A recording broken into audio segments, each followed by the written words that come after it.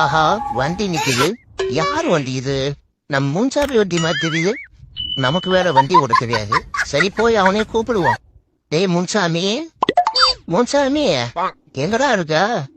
என் முன்னாடி வேற ஆஸ்பத்திரியில சேர்த்துருக்குடா. நைட்டு போய் நான் தாண்டா டிஃபன் வாங்கி கொடுக்கணும். இருட்டா வேற இருக்கு. அந்த முக்கில் என்ன டிராப் பண்ணிடுறியா? அப்புறம் நான் பஸ்ஸை பிடிச்சி போயிடுறேன்.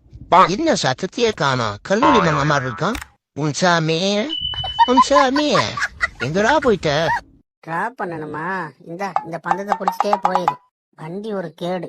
இருடாமா, அவனை வர முடியலன்னா வர முடியலன்னு சொல்லு. அதுக்குன்னு பந்தத்தை தூக்கி மேல போடுற. நீ கொடுக்குற நெருப்பை வச்சுதான் நாங்க நடந்துகிட்டு இருந்தோமோ.